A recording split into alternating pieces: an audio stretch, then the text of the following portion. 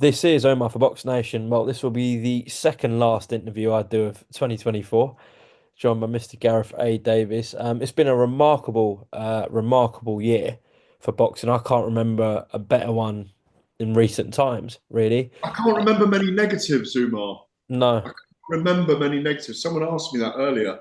What are you disappointed about in the year? Can you think of a massive disappointment? It's difficult, isn't it?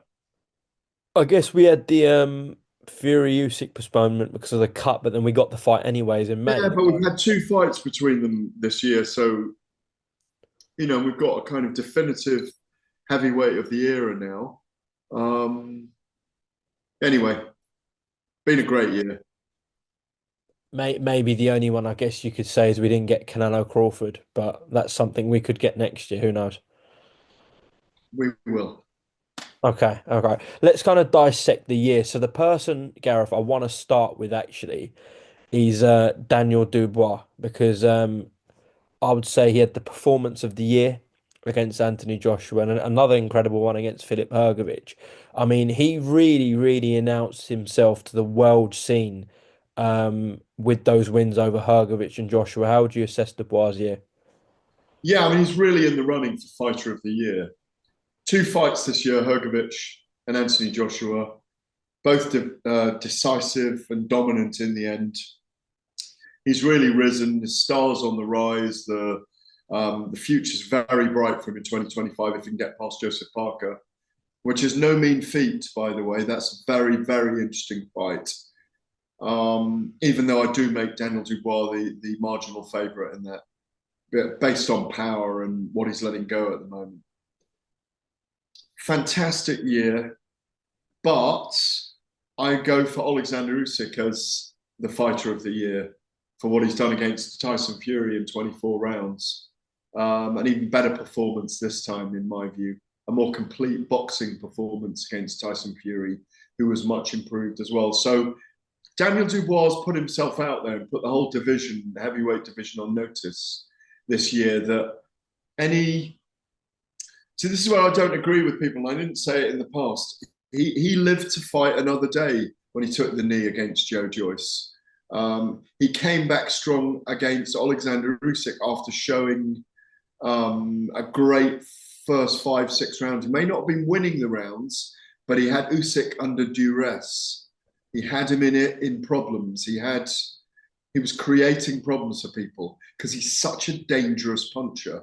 And when he believes in himself and comes forward, his counter punching is amazing, and he's just got genuine power at elite level. So an amazing year for him.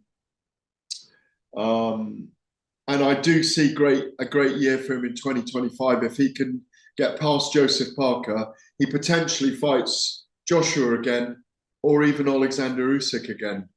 Great things there for him. What do you think has changed with Daniel Dubois? Mentality, self belief, putting himself out there a bit more. When he stole the microphone off Adi Oladipo in the ring when Usyk got the decision against Tyson Fury, he it's a bit clunky sometimes, but he's getting the job done. He's getting himself out there. He's getting better at it. Are you not entertained? Might have been rehearsed. Are you not entertained? It was cool. He keeps it simple. He keeps it big, loud, and proud. And that's how he fights. And I think that's what he is now. He's a danger to anyone in the division. He's the number 3 in the division, or maybe even the number 2. He's definitely in the top 3 in the division anyway. Mm. You mentioned Usyk there a couple of times. Now, as the two fights have ended with Tyson Fury, how do you sort of reflect on their story, the Usyk Fury story? Well, I thought Usyk was very good in the first fight. Tyson Fury was nursing issues going into it, but I think Usyk had his number. He had it in the first fight. Both very close fights. 6-5-1. I had it in rounds, as I think I've told you before. 6 to Usyk, 5 to Fury. One first round drawn. Very close fight, but he just finagled his way in the close quarters encounters. Got his way out of being lent on and Tyson Fury using his physicality, showed what a great engine and how tough he is and how determined he is. But most of all, showed what a brilliant boxing IQ he's got. Maybe more than that is his heart, but he's got an amazing boxing IQ. Technically, he's so clever. And Tyson Fury is as well, and he's a freak, in terms of his size and what he can do and his engine. And he's put himself in the pantheon for me of the top 10 heavyweights of all time. I've written a list of them, and I think I've got him in at about number 7. Well, Timothy Bradley would strongly disagree with you. Did you see his comments? No, Oh, you didn't see Tim Bradley said that we can't put Usyk down as an all-time great. because he doesn't knock people out. Uh, he just said his resume at heavyweight isn't anything special. Something to those words. Well, I mean that's just being very tough on this era. But Deontay Wilder was handled by Tyson Fury. He handled Tyson Fury. We're yet to see what happens between Tyson Fury and Anthony Joshua. He handled the most dangerous puncher in the division in Daniel Dubois. I have no doubt that he would have done the same against Wilder. I think the form book on him just shows how brilliant he is. He won the undisputed cruiserweight title literally away from home, and he's virtually done that with a heavyweight undisputed title. Nothing's been all right on the border of his home in Poland for one of them against Daniel Dubois. Done it all on the road. He's done all of that on the road. I mean, he's accomplished all those things: the Olympic gold, World Championship amateur gold. Come on, he's a great. I Yeah, mean, definitely. It's just Timothy Bradley's opinion. Mm. He's entitled to his opinion. This sport is about opinions. It's about debate. It's about talking about what people have achieved or what they haven't. So it's about subjective scoring, which has come to the fore recently as well. He's so skilled. He's so brilliant. Same height as Muhammad Ali. Same birthday. Same reach. Did you know that? I Same do. weight. Yeah, Yeah, fascinating. definitely. Just a few more heavyweights I want to discuss before we move on to other weight classes. Joseph Parker, obviously notable moment was the win over Zhilei Zhang. I know he had the win over Deontay Wilder as well, but that was the back end of 23 in December. But yeah, I mean the resurgence of Joseph Parker has been phenomenal. He's only fought once this year. That's interesting. Yeah, That is very interesting, having fought 5 times in 18 months up to that point. So he needed a break. Yeah, brilliantly resurgent. Great synergy with Andy Lee as his trainer. Very clear instructions on what he wants him to do. 2 great fights against Deontay Wilder and Zhilei Zhang have brought him back. The Zhilei Zhang fight for me was very close. Um, but he's a great dance partner for Daniel Dubois. It's a fantastic fight. So much on the line for Daniel. And Joseph's a bigger guy now with 20 odd pounds heavier. You notice that in Riyadh, how much bigger he is, yeah? yeah, he's really filled out. He's really filled out, and I think he's ready for some big heavyweight battles. He would be very popular, be a very popular victory for him if he defeats Daniel Dubois, because he's waited in the wings a long time to come back. They're the two, we've said it most of the year, they are the 2 most resurgent heavyweights, with Agit Kabayel climbing at the moment in the rankings. And our friend, The Takeover, well, you'll ask me about him in a minute. We will come on to Moses Town in a second, but firstly, I just want to speak about Fabio Wardley, who had a classic with Fraser Clark at the O2 earlier this year, and then later in the year, you'd be hard to say it wasn't knockout the year what he did in the first round in Riyadh against Fraser Clark. I mean, Fabio's had a sensational year. Yeah, definitely in my knockouts of the year, if not the knockout of the year. The only caveat is that it was such a brutalizing moment for Fraser Clark with his face dented in, and it was a worrying moment. So you kind of park it on one side, but it shows the devastating power and destruction that Fabio Wardley is capable of wreaking. We've all praised the dog in him. We saw that in the first fight with Fraser Clark. But Fabio sits there just about in the top 10 at the moment with great nights ahead. Great nights ahead against Moser Tauma, Daniel Dubois, or just those for a start. Joseph Parker, maybe. Agit Kabayel. Zhile Zhang, if Zhile Zhang's still going to be around for a while. But he's got some amazing fights ahead of him. And he really deserves to start filling up the treasure troves from what he's achieved in the ring so far. He's very, very impressive. Well, I know the plan in 2025, in the first half of it, is to have a big homecoming. Frank Warren wants to deliver a fight for Fabio at Ipswich Stadium, the club he supports, and obviously where he's from in Ipswich. Who do you think will be in the other corner, though, Gareth, if you had to guess? Because they're going to have to get in a top name to fill out a stadium. Ooh, that's a good question. Could it be a Philip Hrgovic? Could be. It's a good test for him. But we've talked about Philip Hrgovic being a good test for Moses Tauma right now as well. So that's being unfair to Philip Hrgovic. Usyk, Fury, Dubois, Joshua Parker, Parker Joshua. Could it be Joe Joyce? A Joe Joyce, a Frank Sanchez, an Agit Kabayel if he comes through Zhile Zhang. Maybe that's unfair on Agit Kabayel. Yeah, But I doubt it's going to be the winner of that because obviously they're the WBC mandatory then. But I just Joe Joyce just sprung to mind. Joe Joyce is a great idea. Joe Joyce is a great idea, and he's looking for a fight, isn't Yeah, he? Yeah, but Fabio deserves a big night, and he deserves it against a name because it should propel him back into the big heavyweight mix. Maybe it will be a big fight. Maybe it will be a top 10 guy. Maybe it will be a Frank Sanchez or a Agit Kabayel, or presumably it'll be early summer so that we can have it outside there at the ground. I've been to right. the ground. It's going to be great atmosphere. Yeah, Great definitely. atmosphere. Someone I didn't think we'd actually be talking at the end of the year about, to be quite honest, is Derek War Chisora. But he pulled off a phenomenal victory against Joe Joyce at the O2 and had set himself up for that fight with Otto Wallin in February in Manchester. But Derek, incredible what he did at the O2 against Joe, Gareth. Yeah, I mean, where he got those reserves from, one will never know.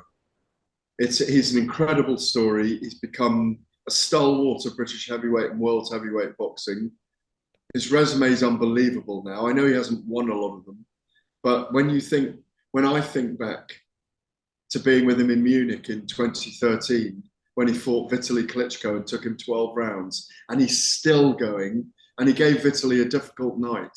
Vitaly was just coming back. They said he was injured, but Derek's kind of irksomeness and stubborn grit and will to fight out of adversity is. I just hope it doesn't catch up with him later on. He's a very rough, tough man. He's just celebrated his birthday, I think, as well. Yeah, it was, yeah. I think he's, what is he, 41? Something. 41, yeah. Um, Derek had a great year. Otto Wallin is going to be his Manchester sayonara or his Manchester goodbye. Um, he'll have one more though, won't he? He wants to do 50, yeah. In Zimbabwe, apparently. Apparently so. But it might be on an African card. It might. I'd like to see him do his 50th on a Saudi Arabian card or at the O2, which is one of his great homes where he's always coming with his mask, where it Mm, became a thing. Oh, Derek Chisora. Oh, War Chisora. What a great guy he is to be around. You and I have had a lot of fun with him. He's yeah, he's big, bad, and dangerous to know, but there's something very charming about Derek, and he's become a darling of the media in lots of ways and the fans. definitely. Just going to go to Los Angeles where we saw Martin Bakole stun Jared Anderson. Yeah, how'd you look back upon that victory for Martin? Well, Bacoli was the new George Foreman that night. He was extraordinary. He handed a beating to Jared Anderson. who I hear is like chomping at the bit to come back again, which is good. It was a wake up call for him. But Bakoli should have had a fight in Africa by now. That was in August, wasn't it? Yeah. September. Soon. I keep hearing he's going to have a fight in Africa. We hear Billy Nelson pushing stuff out for him, or Billy Nelson, Yeah, Billy yeah, Nelson. Yeah. Billy Nelson pushing stuff out, helping to manage him and promote him and train him. Bakoli deserves a big fight, and he's a danger to anyone in the division. Daniel Dubois against Martin Bakoli. Wow. Fabio Wardley versus Martin Bakoli. Wow. And he's been around a while. So let's see him in the mix in 2025 because he deserves a big fight. And that was a fairly big fight because of Anderson standing in the United States. But he went over there and he took the golden goblet and he deserves to be in the sun fighting on a big stage in the spotlight. Saw recently David Adelaide, what a comeback he made after 14 months out the ring, coming off a loss to Wardley, and it ended Soldakers in a round. Spectacular. Yeah, I think David Adelaide, who we both know quite well, he's very open with us. Had to just go and do some soul searching, find himself again, wondered why he was boxing, broken, broken hearted almost, broken spirited by being stopped by Fabio Wardley on a massive occasion in a fight he felt he was going to just win. But look how good Fabio's gone on to be since then, anyway. Um, Adelaide again. There's loads of opportunities for him. Adelaide Fisher, Adelaide. Trying to think of, he's still on the rise, still on the rise. Maybe Adelaide Fisher is pushing it a bit too much for Johnny at the moment because I think he should probably rematch Dave Allen. And apparently they have reached out, Fisher's people or her and Matchroom to talk to Dave Allen about a rematch. So a lot of young heavyweights there, as you mentioned, as well as the ones who are already up there, who are going to probably disappear next year. But the one rising prospect, I wrote a column on him last week for the Telegraph, is Moses Itauma. How soon is too soon? How soon is too soon for him? How soon is too soon to start fighting some of the guys in the top 15? You know? Well, he Um, could do it tomorrow, couldn't he? well, we all argue about this privately, and I've been arguing with people like Spencer Oliver for a couple of weeks about this. And we saw the evidence of it in Riyadh, Umar, that he's not messing around. He doesn't pitter patter around. He goes in there, he looks to destroy. We know the sparring stories about, being a schoolboy still, literally not even being in the sixth form or whatever it is, year 12, 13, and um, taking school uniform off to spar with Joe Joyce. Great sparring sessions with Lawrence Okoli, we hear. Everyone talks so well of him. Great sparring sessions with Tyson Fury. He's the new kid on the block. He's the prospect, but he's the golden prospect. Mm. Francis Warren and Frank Warren have got an amazing kid there who came here 11 years ago, who looks to have the speed and spitefulness and the right size, even though he was only 22 days ago, to go in there and potentially take over the division. What we haven't seen yet is him under pressure or in trouble. We haven't seen it publicly yet. And there will be times, and that's the big talking point. Can he do 10 rounders where he can't get someone out of there? Can he do 12 rounders? Can he do 8 rounders? That's the test. Maybe if he gets a test where he does 10 rounds with Hrgovic, we might know a lot more by then. Okay, well, that was going to be my last one, Moses Itauma on the heavyweight division, and you answered it very well there. Just want to pick up on, before we close off, a key few fights and a key few fighters who had notable years in 2024. So, in terms of fighters, I mean, Nick Ball, just, I mean, it was speechless what he did in this year. I mean, the fight with Ray Vargas, that he should have really got that Yeah, decision. disgraceful draw that was. It was a disgraceful decision. Really was. how could he have not won that fight when he clearly won the last 6 rounds, I think it was, and he dropped Vargas how many times? Three? 2 or 3 times he dropped It, Vargas. it was cut and dried. Just didn't make any sense that that was a draw, I'm afraid. Mm. Brilliant year, brilliant character, deserves everything he gets. I'd love to see Naoya Inoue step up to featherweight and fight him. It would be a big fight. Do it in a big Riyadh season event. I'd make Naoya Inoue the favourite, but Nick Ball would give everything, and you couldn't put it past him to beat Naoya Inoue coming up into his fifth weight division. With Nick as well, I mean the pace he fought against Vargas, Ray Ford to win the world title, and also his Oh, defense. Ford fight. Wow. The Ford fight was incredible. The pace he fought, and also the defense he had against Ronnie Rios. I mean, Yeah. the way he goes about his business, Nick Ball, I've not seen anything like it. It's incredible. No, no, he's indefatigable and irrepressible in the way he fights at the moment. He's tireless, is what I'm saying, and he's just relentless. Comes forward, he's coming at you. Just you literally press a button or you wind him up. And it feels like you wind him up and he's wound for 12 rounds. Boom. Seek and destroy. Brilliant. Brilliant guy. It's great to be around him. Incredibly modest. I'd like to know more about him, about his backstory and his family and all of that kind of stuff. Hope we get to find that out next year. Definitely. Hamza Shiraz, spectacular year with some sort of highlight reel knockout victories against Amo Williams and also Tyler Denny. Yeah, it was the Amo Williams fight that really stood out for me because he went through a couple of very difficult rounds in that fight, and we were shown that he's got that thing about him, that metal, that steel inside him. And I thought it was a brilliant performance because Amo was a very, very difficult opponent.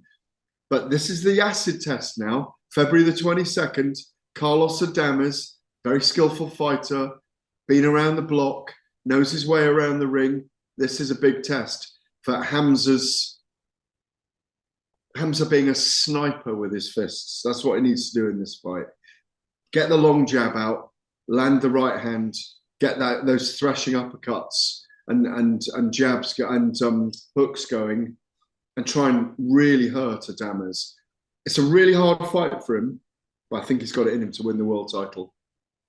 I actually said Amo Williams and Tyler Denny. I forgot at the start of the year he knocked out very quickly Liam Williams. Was it in one round? Williams, was that in January?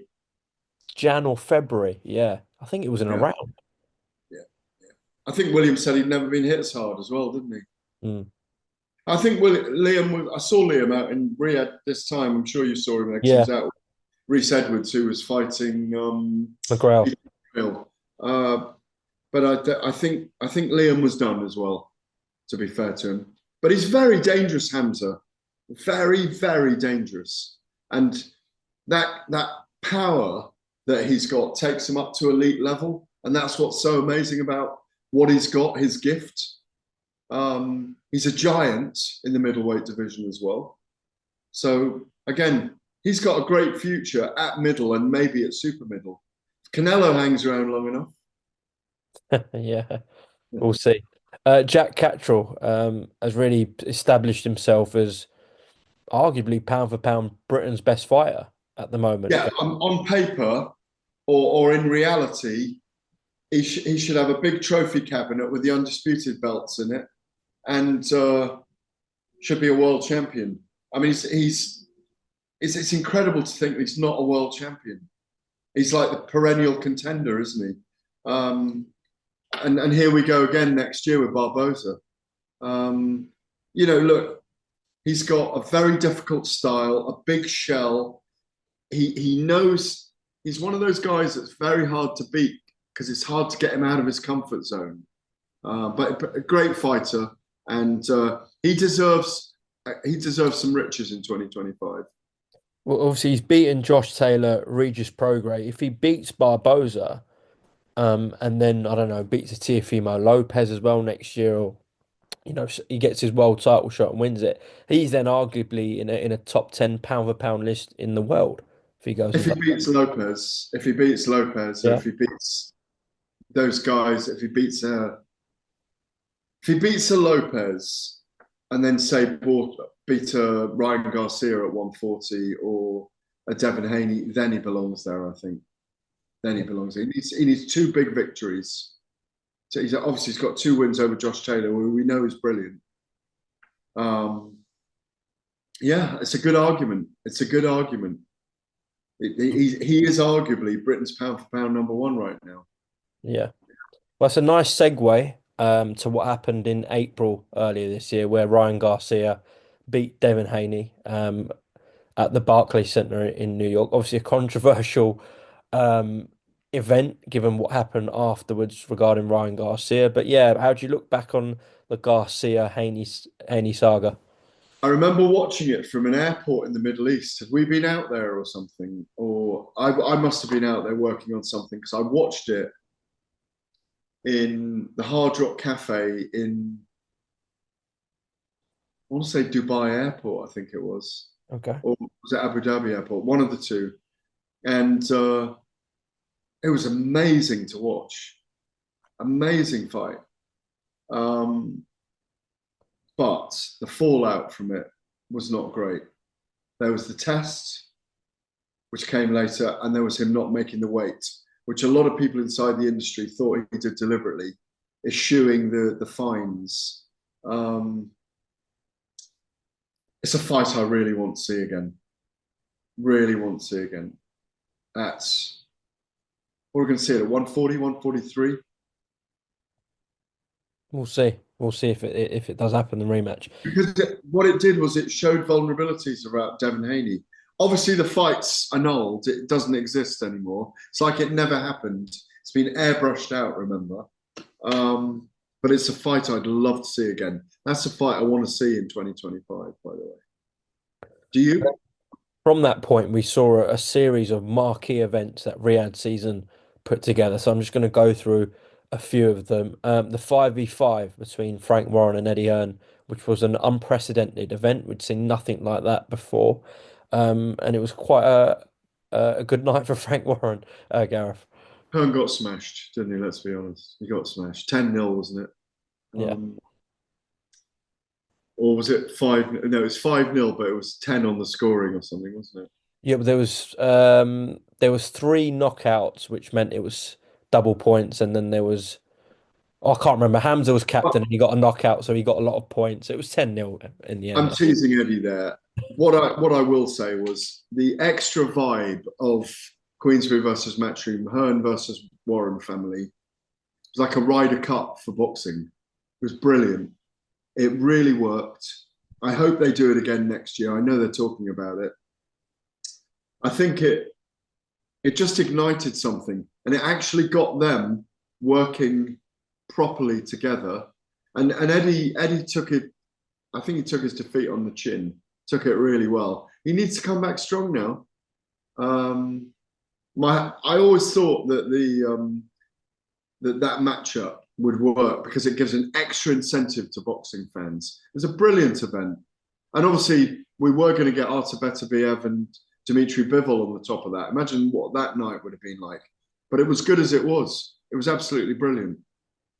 Well, we did get that in October, and it was a fascinating, compelling watch between two absolute greats in Beterbiev and Bivol. You had it to Beterbiev, didn't you? I had it to Beterbiev 7 rounds to 5 in the end. But I do get people scoring it a draw or people scoring it to Bivol as well. Um, people watched his cleaner punches, this, that, and the other, but I watched it live in the arena. I'm sticking with my result, which was Beterbiev. My feeling was that Beterbiev had a better fight, much more towards the end as well. But it was an amazing spectacle. I'm so pleased they've re-signed so quickly to do it again on February the 22nd. I just have a feeling that 13 rounds 13 to 24 still won't give us a decisive winner. I think they'll go 36 rounds, these two. Can't wait for it. That's February 22nd, with the best undercard you'll ever see. Oh, I mean, I keep forgetting and that Callum Smith and Joshua Buatsi's on that. Agit Kabayel and Zhang. Madrimov and Boots Ennis. No, Virgil Ortiz, sorry. Um, what's his Stevenson and Schofield. Stevenson Schofield. That's probably, even though Schofield is very, very highly rated, that's probably the only fight where you can strongly pick a winner based on what they've got. Because all the other ones, you could go one way or the other. Agate Kabayel and Zhang, Parker and Dubois. It's incredible. Forgot to Incredible. actually mention the LA card that Riyadh season hosted, the main event, Crawford Madrimov, a very, very closely contested fight. Terence got the nod on the cards. I can't remember how you had it and what were your reflections of that Yeah, fight? I had Crawford just winning it, but he makes it look so easy even when it's difficult. That's what he's got the ability to do. And every time I see him now, he's filling out more.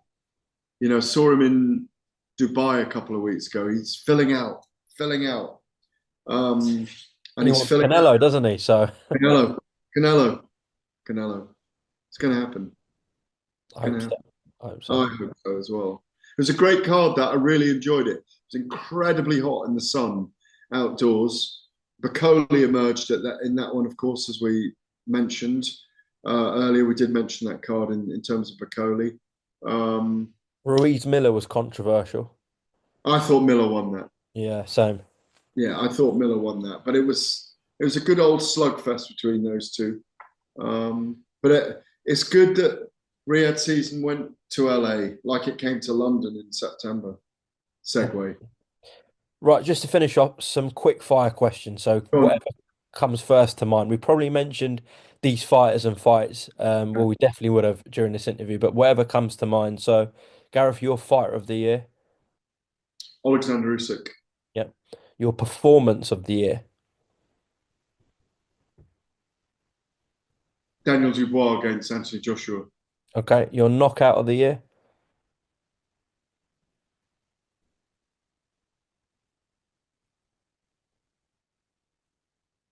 Ooh, I think that's Daniel Dubois again against Anthony Joshua. Okay. I went put for Wardley. Yeah, yeah, it was in my head, but I'm going to go Dubois. You're gonna go Dubois again. Okay. Excluding Daniel Dubois, your UK fighter of the year.